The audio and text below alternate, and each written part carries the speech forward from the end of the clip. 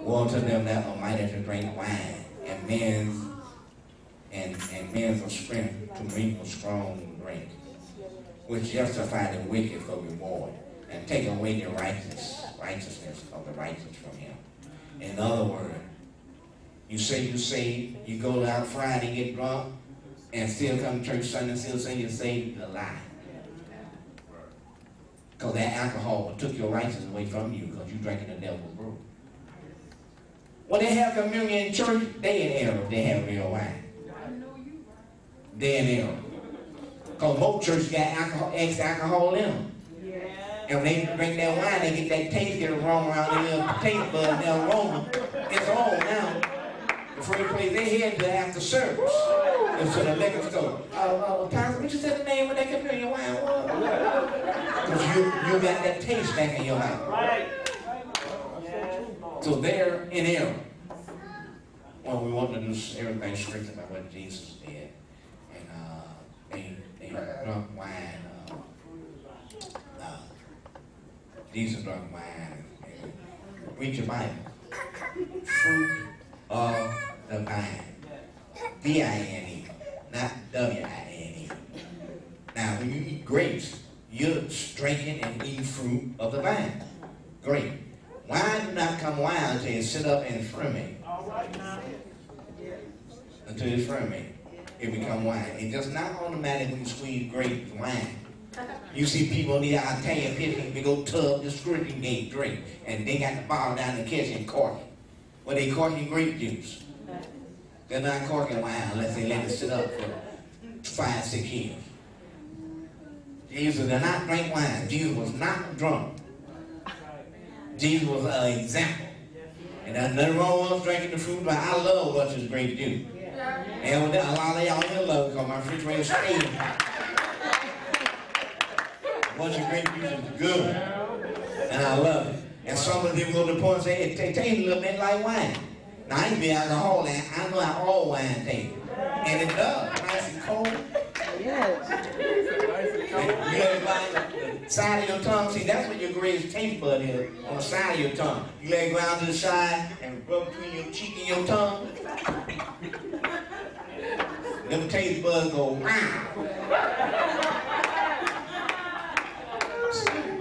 It's good. Therefore, as the fire devoured the stubble, and the name and the flame consumed the shaft, so their roots shall be as rottenness, and their blossoms shall go up as dust, because they have cast away the law of the Lord of hosts, and despised the word of the Holy One of Israel. So the Lord needed someone to go to his people and tell his people, if you don't get it right, you're going to be destroyed. And no one, after the king died, the king spoke. But after the king died, no one had enough courage to go. No one was in the position to go. Someone asked me the other day, well, when you preach on so-and-so and so, and you're doing it, how do you feel? And I told her by the grace of God, I don't allow myself, by the grace of God, to get into any situation that will compromise the message that the Lord gives me. Come on now. Yes. I don't do that. Amen. By the grace of God. I don't do it. I don't get into nothing. Because God give me something to preach on, I'm going to feel free to preach. If I'm not there to hold my hand, and God give me a hold my hand, I'm going to hold back. I'm going to draw back because it's dealing with me. And I ain't going to tell on me. And I ain't going to hurt myself. So I'm going to shift away. God been dealing on hold mine. I'm going to talk about something else.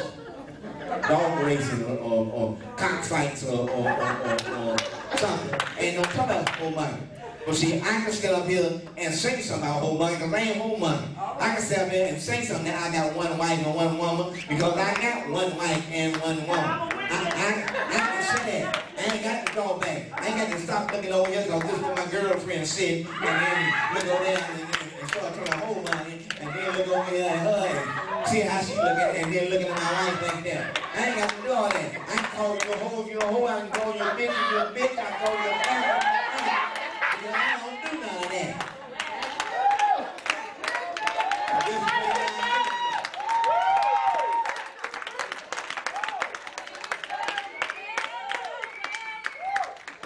And look at all the words when you get home and see that I cuss. I hear he just cussing now, just going crazy.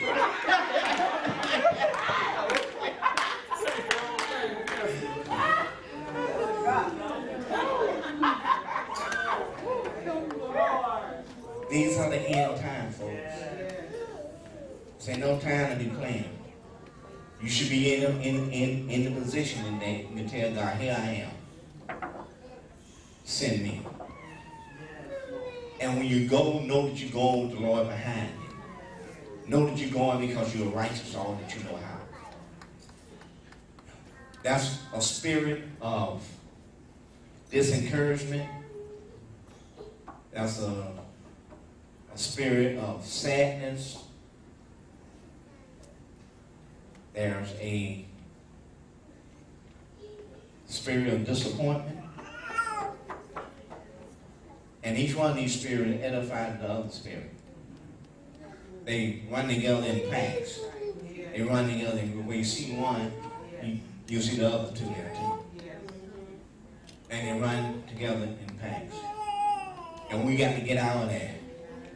The only disappointment that I don't want is disappointment that I'm going to end up in hell. I ain't going to heaven. That's the only disappointment that makes any difference to me. Any other disappointment, I can take it and move on. Come on, yes, I can. I can take it and move on. By the grace of God. It's gonna keep in mind when I'm speaking there, it's God doing this for me. Not me doing it. I ain't boasting in myself because God be the glory. God the one doing it. But by the grace of God, the only disappointment that I will worry about is disappointment that I'm not pleasing God enough. That when the rapture comes, I go with it. That's the only thing I'm worried about. I ain't worried about if you leave me. I ain't worried about if I get fired. I ain't worried about if I ain't got steak every day. I ain't worried about that crap. I ain't worried about no money. Because all that I'm worried about is not going to make heaven no way. Or hell. So I'm just worried about staying right and being right for the Lord. And I'm worried when I first started preaching, I hated preaching. But now I love preaching. Because I know God has gave me an assignment to preach the word and to draw souls unto him. And I'm the person to do it because God has made me pure as the driven snow.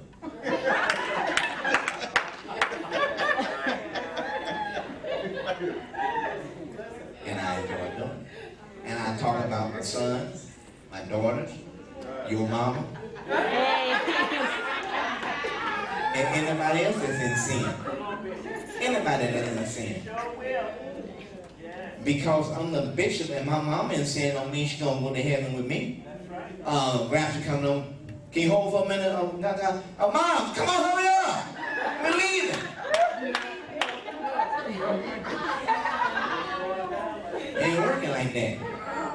Mama about to go on her own power. Amen.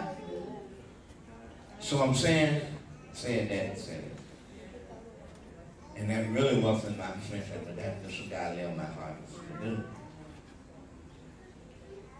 Look at the signs. The signs is here. The signs is here. Any day now.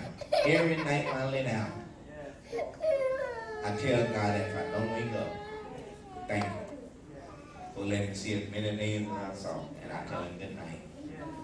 And when I get up in the morning, first thing out my mouth, good morning, Lord. Because in between good night and good morning, I could have left here.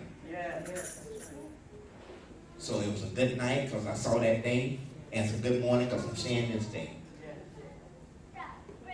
Because we don't know. We close our eyes and the rapture, you wake up in the morning. If you wake up, and those that level you wake up, your mate be gone, your mama be gone, your dad be gone, your sister be gone, and you'll still the rapture had came.